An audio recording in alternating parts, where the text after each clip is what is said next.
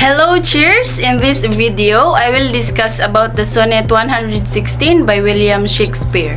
The contents that this topic consists are introduction, theme of this poem, the Sonnet 116, meaning of the poem, discussion questions, and of course, the references.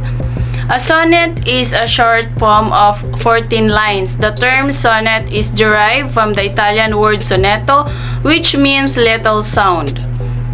It has its origin in Italy and it was perfected by the Italian poet Petrarch. Later, Shakespeare modified the Petrarchan sonnet form into English sonnet. The Shakespearean sonnet is made up of 3 decasyllabic quatrains rhyming alternatively followed by a concluding couplet. It has the rhyme scheme ABA, BCD, CD, EF, EF, and JJ. Shakespeare's sonnets are a collection of 154 sonnets dealing with themes such as the passage of time, love, and beauty and mortality. They were published together in 1609. The first 126 sonnets are addressed to an unnamed young nobleman with whom the poet is helplessly emotionally bound. The final sonnets are addressed to a mysterious woman whom the speaker loves, hates, and lusts for simultaneously. The young nobleman is referred to as Mr. W.H. and the mysterious woman is referred to as the Dark Lady. In this sonnet, Shakespeare glorifies ideal and eternal love which stands with the revenges of time. The predominant themes of this sonnet is true love which is constant and permanent. However, the theme of this sonnet are love, loyalty, time, immortality, permanent and constant, and relationship.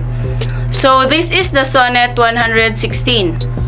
Next is the meaning of the poem. The first quatrain states that there is no obstacle to uniting two minds in love. Notice that minds are not bodies. Love doesn't change when it finds a change in the beloved or when the beloved leaves. Lines 1 to 4, the poet is talking about the marriage of true minds. The first 2 lines draw us to the Christian marriage service and its accompanying ceremonies.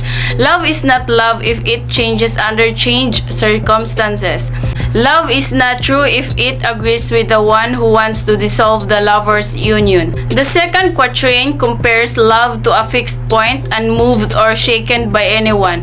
It's a storm. It's often seen as a fixed star on a wandering ship. Ships used to navigate around the stars. We can calculate its height in the sky, indicating that we can measure it in some way, but its value is in the heavens and thus a mystery. Lines 5 to 8, love is an ever-fixed mark, a lighthouse which looks on tempest but is never shaken. True love is like the pole star which guides every passing ship, that despite the trials and tribulations that confront the beleaguered minds, true love remains to guide those dear hearts out the storms of life on this planet. Its value is unknown, though its height can be calculated. However, the third quatrain says that love is alive with rosy lips and cheeks, and does not age with time, but endures until the end of time. These lines 8 to 12, true love is not time's fool. Time can destroy the rosy lips and cheeks which are indicative of youth and physical beauty. Time is personified as a reaper carrying a sickle with which he cuts man's life, looks, and possessions. But true love is constant and it never alters with time. It can surmount all the obstacles. True love lasts until the end of the world. Nothing can destroy the true love. The final couplet says that if he's wrong about the constant essence of love, then he's never written anything and nobody ever loved, which means that he must be right because Shakespeare is a writer and people have loved it before. He's proving his case.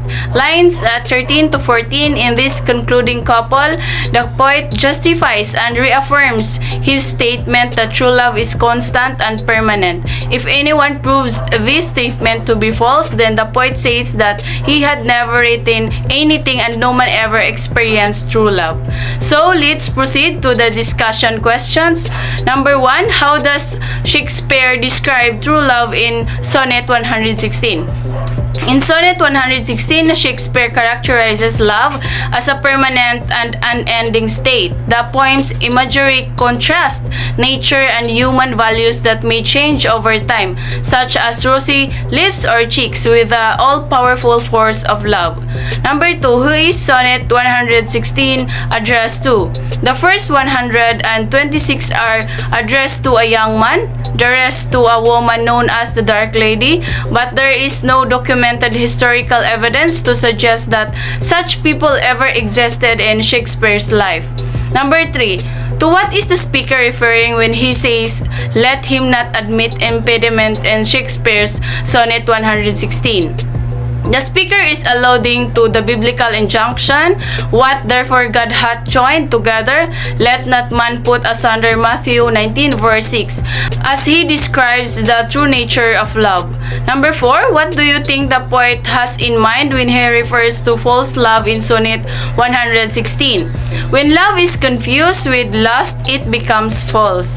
Number 5, what do you think the poet has in mind when he refers to false love in Shakespeare's Sonnet 116?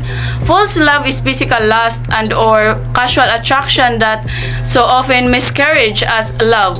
Number 6, in Shakespeare's Sonnet 116, he speaks about marriage of true minds. Is he actually referring to marriage at all, or does he have something else in mind? In this sonnet, marriage of true minds is a metaphor for love, which the speaker makes clear in the second and third lines. Love is not love which alters when it alteration finds. Number 7, what are the different aspects of love that the poet discusses in the sonnet? The poet distinguishes between true love and unfaithful love. Love is not love which alters under changed circumstances. True love is constant and permanent, which never alters with time. Nothing can destroy it.